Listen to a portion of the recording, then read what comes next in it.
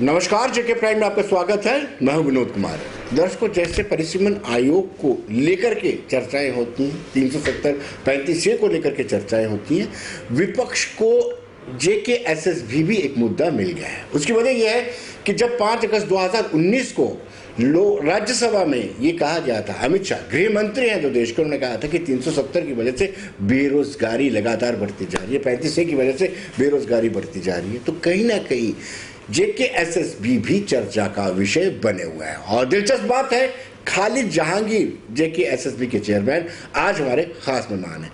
खालिद साहब, आपका स्वागत है जी। थैंक यू विनोद जी, बहुत बहुत शुक्रिया। जैसे मैंने शुरुआत में कहा कि आजकल सबकी निगाहें, अपोजिशन हो, यूथ हो, सबकी निगाहें JKSSB पर हैं और आप पर भी बड़ी ज़्यादा रिस्पॉन्सिबिलिटी तायद होती है। उसकी वजह यह है कि अगर आपसे छोटी भी, यानी बोर्ड से छोटी भी गलती होगी तो सारे उस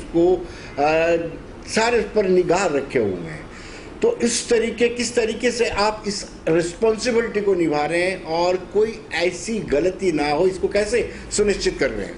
जी देखिए, पहली बात तो ये कि SSB जो है वो कोई मुद्दा नहीं है एज एन इंस्टीट्यूशन। जी, ये मैं क्लैरिफाई करना चाहूँगा, क्योंकि रोज़गार एक मुद्दा हो सकता है, बेरोज़गारी मुद्दा हो सकता है, लेकिन SSB जो है वो SSB की वर्किंग जो है वो किसी भी तरह से कोई मुद्दा नहीं है। एंड हमने जो है SSB, हमारी ऑर्गेनाइजेशन और सारी टीम जो है, हम लोग पूरी डेडिकेटेड तरीके से और कमिटेड तरीके से गिवन सर्कमस्टांसेस में जो कोविड की हालत है वो सारे सिचुएशन को देखते हुए भी बेस्ट पॉसिबल एफर्ट किया है और जितना तेज़ रोज़गार के प्रोसेस को हम कर सकते थे वो हमने किया है।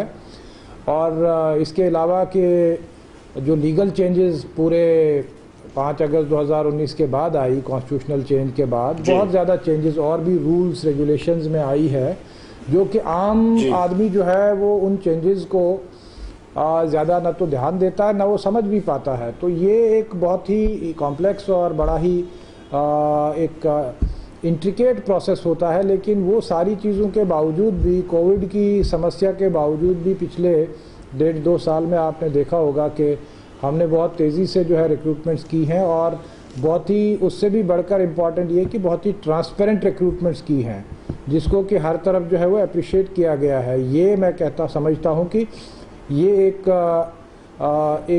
बहुत ही अच्छी बात है जो JKSSB ने तय की है। और आगे भी 2022 के अंदर जो है हमने जिस तरह से शुरुआत की है, जिस तरह हमारे एग्ज़ाम चल रहे हैं, बाकी हमारी जो है रिज़ल्ट का प्रोसेस हो, डॉक्यूमेंट वेरिफिकेशन हो, या सिलेक्शन निकालने का प्रोसेस हो, या हमारी जो डे टू डे वर्किंग हो, इस सब में जो है आप देख रहे हैं कि कोई भी कमी नहीं आ रही है और हम कंटिन्यूसली काम कर रहे हैं।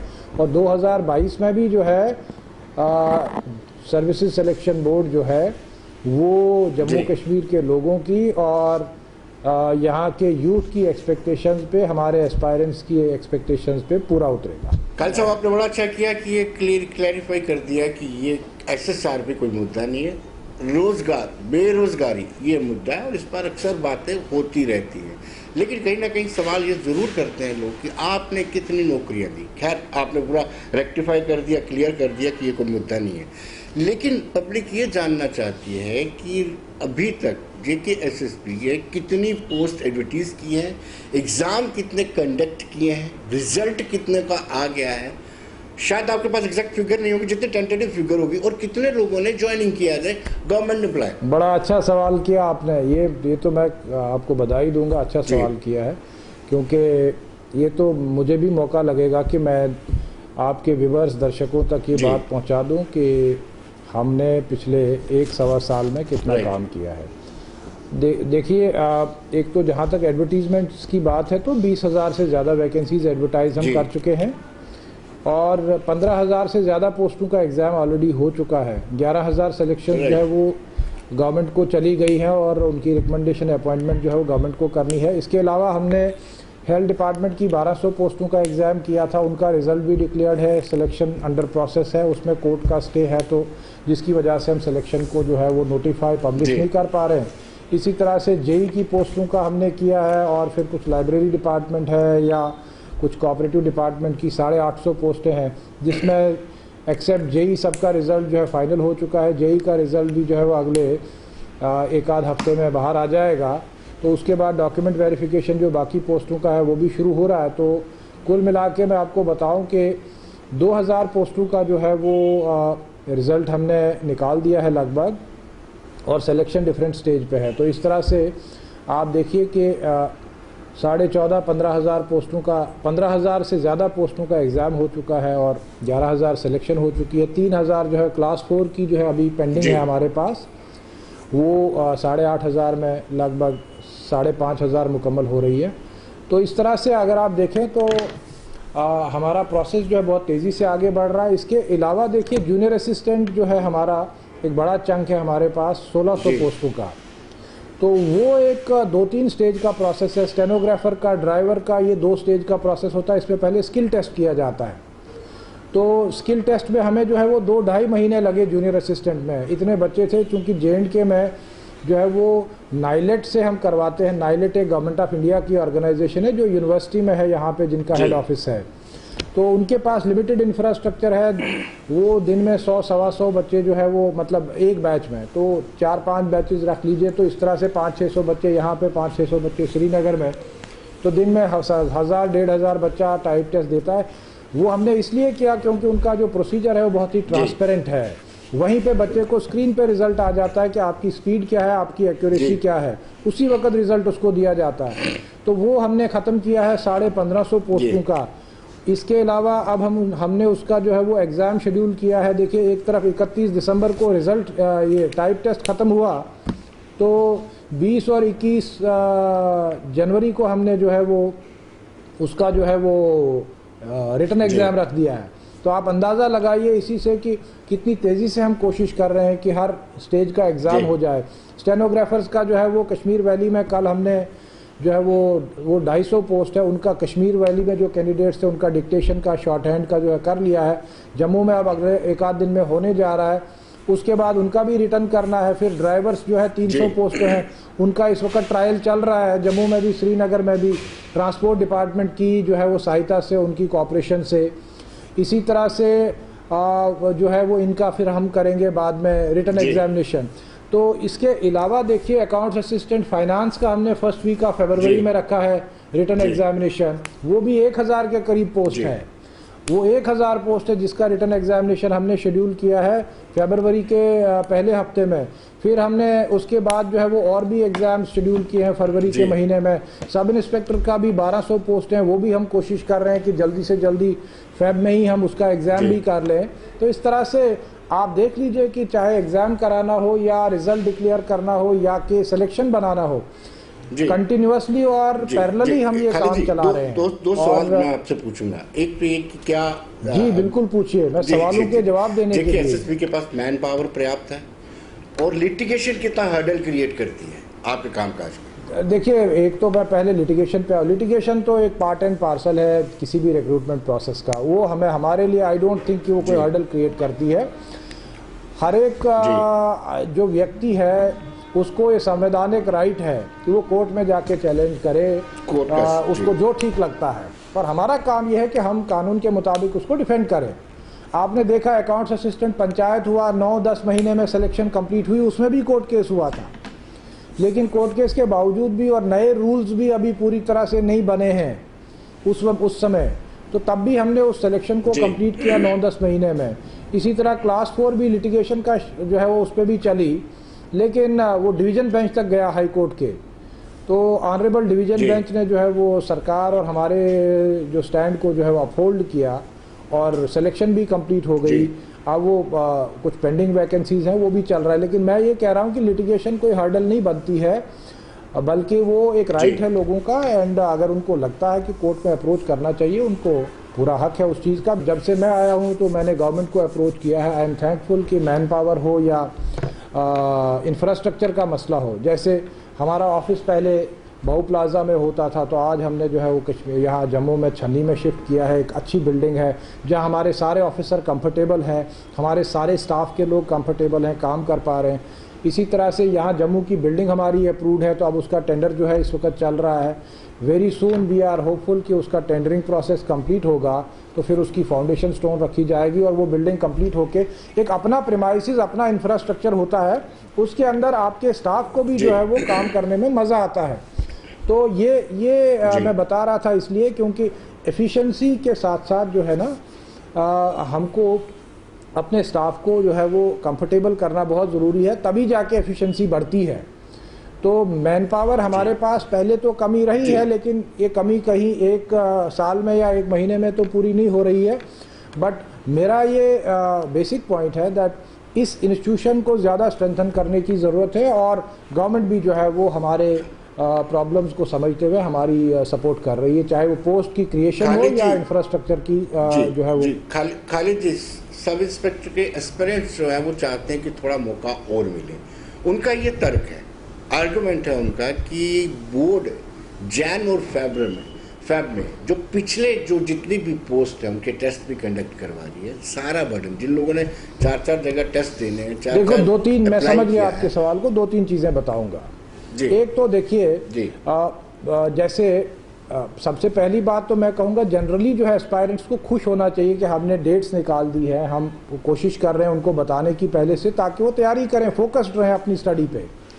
दूसरी बात जो होती है वो होती है कि प्रायोरिटी किस चीज़ की है, क्योंकि देखिए मैं रिक्रूटमेंट करता हूँ, एसएसबी रिक्रूटमेंट करता है, वो गवर्नमेंट के लिए करता है, और गवर्नमेंट जो है उनको कौन सी मैन पावर पहले चाहिए, कौन सी बाद में चाहिए, तो गवर्नमेंट की रिक्वायरमेंट को हमको मद्देनज़र रखना है। क्योंकि देखिए जैसे कोविड के हालात में हमने कहा जी हेल्थ को पहले करना है, एंड हमने उसको प्रायोरिटाइज भी किया, एग्ज़ाम भी किया, रिजल्ट भी निकाला है, सिलेक्शन भी तैयार है। अब सिर्फ जो है वो एक उसमें स्टे है ऑनरेबल कोर्ट की तरफ से, एंड वी आर होपफुल कि वो भी डिपार्टमेंट उसको वैकेट कराएगा और हम वो सिलेक्शन निकालेंगे। तो कुछ प्रायोरिटीज़ जो है वो बदलती रहती हैं और वो डिपार्टमेंट की रिक्वायरमेंट के हिसाब से होता है। तो इसमें भी डिपार्टमेंट ने थोड़ा प्रायोरिटी बताई है, इसलिए हमने किया है। नंबर 3, ये सबके लिए यूनिफॉर्म है, जितना भी टाइम हम दे रहे हैं, ये किसी को कम ज़्यादा नहीं दे रहे हैं, यूनिफॉर्म टाइम है। अगर 3 महीने टाइम मिल रहा है लगभग किसी को तैयारी का, तो सभी कैंडिडेट्स को यही 3 महीने मिल रहे हैं। नंबर 4 सबसे इम्पॉर्टेंट, इसका सिलेबस जो है वो ऐसा नहीं है कि वो बहुत ज़्यादा जो है वो टेक्निकल नेचर का है या कोई बहुत ज़्यादा स्पेशलाइज सिलेबस है। ये वो सिलेबस है जो हमारे जूनियर असिस्टेंट में भी लगभग उसके कुछ ना कुछ कंपोनेंट्स आपको मिलेंगे, ये हमारे अकाउंट्स असिस्टेंट में भी इसके कुछ ना कुछ कंपोनेंट्स मिलेंगे, और ये सिलेबस सिविल सर्विसेज हो या KS KPS का एग्ज़ाम हो, ये उसमें भी बहुत से भाग इसके जो है वो आपको उसमें मिलेंगे। तो ये एक जनरल सिलेबस है जिसकी तैयारी आम एस्पायरेंट्स जो है करते रहते हैं, और सीरियस बच्चे जो है वो हमसे ये कहते हैं कि आपने बहुत अच्छा किया, आप जल्दी कर रहे हैं, क्योंकि वो चाहते हैं कि उनको रोज़गार जल्दी मिले। कुछ नॉन सीरियस बच्चे हो सकते हैं कि जिनको लगता हो, लेकिन मैं अपील करूंगा बच्चों से कि वो फोकस्ड रहें स्टडी पे, और ये पोस्टपोन करने से ये लगता है कि मैं ज़्यादा पढ़ूंगा। हम भी ये सोचते थे जब हम यूनिवर्सिटी कॉलेज में थे या हमारे एग्ज़ाम होते थे, तो उससे मुझे नहीं लगता है कि वो ये ऑस्ट्रिच लाइक अप्रोच होती है कि हम कहते हैं कि ऑस्ट्रिच जो है वो सैंड में, रेत में अपना सर दबाता है, वो सोचता है कि उससे जो है वो खतरा टल जाएगा। तो खतरा टलता नहीं, इस चैलेंज को फेस करना ठीक रहता है, वही बेहतर स्ट्रेटजी होती है और वो बच्चों के लिए जो है बहुत फ़ायदेमंद होती है। इसके अलावा ये डेट्स जो हैं, मैं जो आपके ज़रिए से अपने जो एस्पायरेंट्स हैं, बच्चे हैं, नौजवान हैं, उनको बताऊं, ये डेट्स जो हमने इसलिए निकाली हैं कि बच्चों को पता रहे, ये फाइनल डेट नहीं है, ये एक एडवांस हमने उनको इंटीमेशन दी है।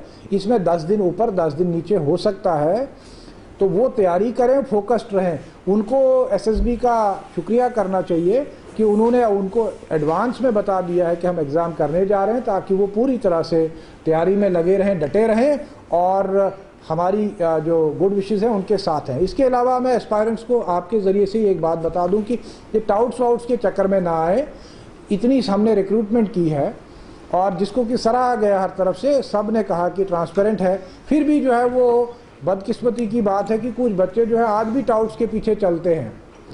टाउट तो तभी चलता है ना कि जब बच्चे उनका रिस्पॉन्ड करते हैं। तो अगर वो टाउट्स को आपने खुद ही रेलिवेंट रखा है, ये जो इस तरह के अनस्क्रूपलस एलिमेंट्स हैं, तो अब मैं आज दोबारा आपके ज़रिए से ये बताना चाहूँ, हमारे सारे इस वक्त भी आज की डेट में भी एग्ज़ाम चल रहा है।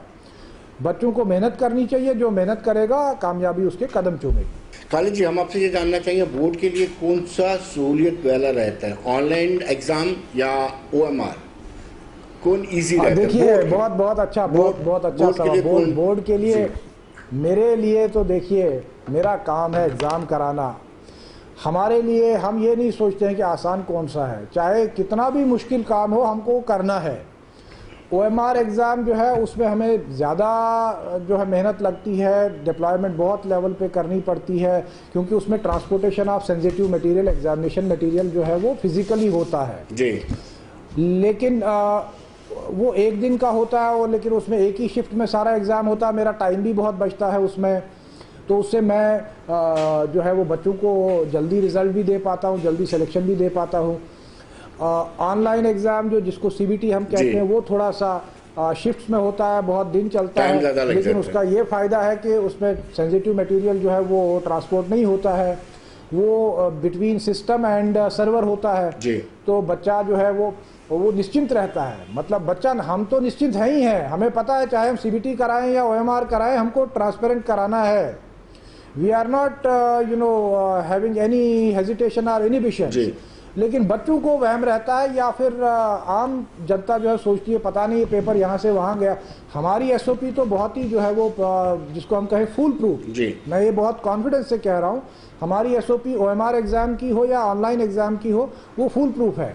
लेकिन बच्चों को जो है वो लगता है कि ये एग्ज़ाम अच्छा है, वो नहीं अच्छा है। लेकिन हम जहाँ तक SSB का ताल्लुक़ है, हमारे लिए दोनों एग्ज़ाम अच्छे हैं, और हम जो रिक्वायरमेंट है, कहीं पे बहुत ज़्यादा कैंडिडेट्स जब हैं तो हमको OMR एग्ज़ाम करना आसान है, क्योंकि मुझे टाइम बचेगा। अगर CBT एक महीने मुझे करना है तो वो मेरे लिए उतनी अच्छी ऑप्शन नहीं है कि एक महीना में ज़ाया कर दूँ। इसलिए वो बोर्ड डिसाइड करता है कि कौन सा एग्ज़ाम OMR करना चाहिए, कौन सा एग्ज़ाम ऑनलाइन करना चाहिए। लेकिन आपकी बात जो है, फ्यूचर इज़ ऑनलाइन CBT, और मेरा आपके माध्यम से एंटरप्रेन्योर जो हमारे हैं, ख़ासकर यंग एंटरप्रेन्योर्स जम्मू कश्मीर के, उनको ये दरख्वास्त निवेदन रहेगा कि वो IT लैब्स यहाँ ज़्यादा से ज़्यादा बनाएं, ताकि हम ये जो CBT एग्ज़ाम्स हैं ये ज़्यादा से ज़्यादा कर पाएँ। उससे बच्चों को जो है वो ज़्यादा सेटिस्फेक्शन रहता है। लेकिन बच्चे OMR प्रेफर करते हैं, उनको लगता है कि वो बेटर है, वो क्या वजह है? नहीं, बच्चों को OMR वो कुछ अब वो उसमें मल्टीपल व्यूज़ हैं। कुछ लोग कहते हैं कि OMR अच्छा है, कुछ लोग कहेंगे कि जो है वो CBT अच्छा है। ये तो हर मेथड के अपने एडवांटेजेस और डिसएडवांटेजेस हो सकते हैं, लेकिन अगर फ्यूचर देखा जाए तो फ्यूचर टेक्नोलॉजी का है, और टेक्नोलॉजी को हम हर जगह इंट्रोड्यूस कर रहे हैं, ज़्यादा से ज़्यादा डिजिटल हो रहे हैं। तो उस हिसाब से अगर देखा जाए, अगर इंफ्रास्ट्रक्चर यहाँ पे ज़्यादा आ जाएगा IT लैब्स का, तो I would prefer always prefer for this CBT exam. Offline अब कितने एग्जाम करवाने हैं आपने, क्योंकि जो कोविड-19 हमने जो बड़े जिसमें ज़्यादा कैंडिडेट्स हैं, जिसमें 2-2 लाख कैंडिडेट होगा, 1.5 लाख, या कहीं पे ऐसा है कि वहाँ पे आपको डिस्क्रिप्टिव टाइप एग्जाम जो है। लेकिन आप खालिद, आप लगातार केसेस भी बढ़ते जा रहे हैं, तो उसमें आपको दिक्कत नहीं होगी? देखिए, वो तो जो गाइडलाइन हमारी जो है वो डिज़ास्टर मैनेजमेंट अथॉरिटी की होगी, उसके मुताबिक हम चलेंगे। हम तो उसके बाहर नहीं रह सकते हैं, क्योंकि जो भी कोविड से रिलेटेड गाइडलाइंस गवर्नमेंट की तरफ से आएंगी, हम उसको फॉलो करेंगे। कुछ लोग ये भी कह रहे हैं, कश्मीर से ताल्लुक़ रखने वाले कुछ एस्पिरेंट ये कह रहे हैं कि ज़्यादातर एग्ज़ाम जैन और फेब में कंडक्ट करवाए जा रहे हैं, जिसका नुकसान कश्मीर के एस्पिरेंट को होता है, और एज जो रहता है जम्मू के एस्पिरेंट्स को रहता है। इस तरह की भी बातें चल रही हैं। ऐसा कुछ नहीं है। हम तो कोशिश कर रहे हैं कि एग्ज़ाम ज़्यादा से ज़्यादा जल्दी हो जाएं, ताकि हम ये सारे एग्ज़ाम्स का प्रोसेस ख़त्म करके फिर जो है वो आ जाएंगे सिलेक्शन बनाने पे, डॉक्यूमेंट वेरिफिकेशन पे, ताकि बच्चे जो है जल्दी से जो मेरिटोरियस बच्चे होंगे वो सेलेक्ट होके अपने अपने जॉब ज्वाइन करें। This is the intention of SSB। ये मौसम जो है ठीक है, थोड़ा सा कश्मीर में विंटर में मुश्किलात रहती हैं, लेकिन मैं आपको बताऊं कि मैंने वहाँ पे पोस्टिंग भी दी है और काफ़ी काम किया है, इन चीज़ों को खुद फेस किया है। जो कश्मीर का बच्चा है या आम इंसान है, वो तो ये बातें ना सोचता है, और वो बहुत ज़्यादा मतलब इस चैलेंज को फेस करता है डे इन डे आउट। हमने देखा है सुबह विंटर पीक, विंटर चिलाई कला में बच्चियाँ जो है सुबह 5-6 बजे जो है ट्यूशन सेंटर्स जाती हैं, मैंने खुद देखा है वहाँ पे, और वो तो उस सर्दी से नहीं घबराती हैं। तो ये शायद कुछ लोग बात ऐसी कर सकते हैं, लेकिन इसका मुझे नहीं लगता है कि रियलिटी से कोई ताल्लुक़ है।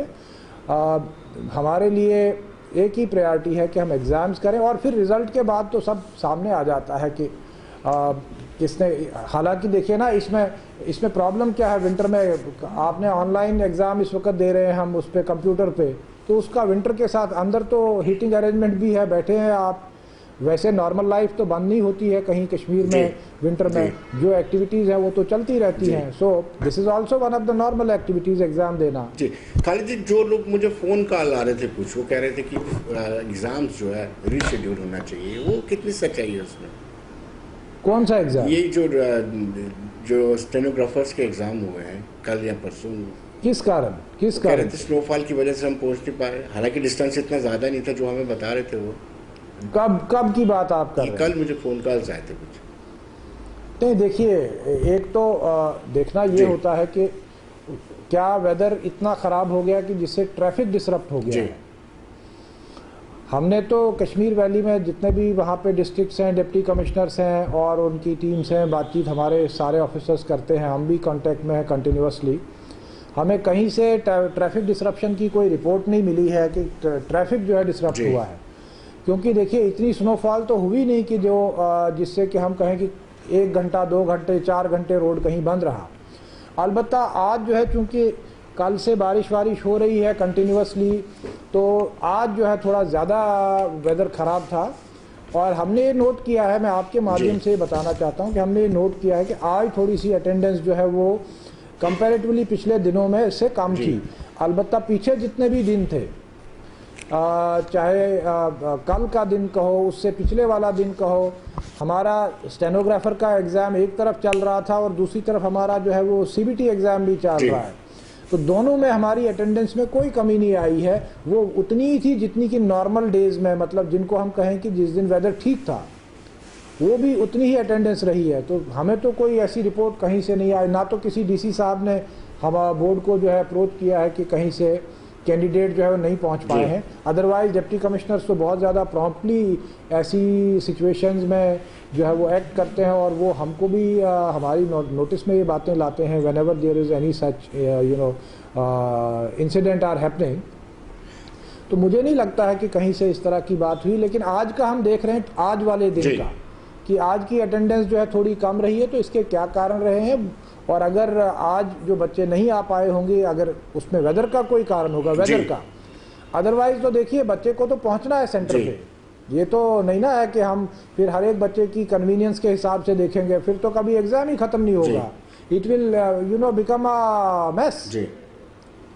तो इसलिए आज का हम एनालाइज कर रहे हैं, अगर ज़रूरत हुई तो हम उन बच्चों को जो आज नहीं पहुंच पाए हैं फिर उनको मौका दिया जा सकता है। खाली साहब, दो एग्ज़ाम कंडक्ट करवाने में 2 इम्पोर्टेंट कंपोनेंट रहते हैं, एक तो आपकी सीक्रेसी और दूसरी ट्रांसपेरेंसी।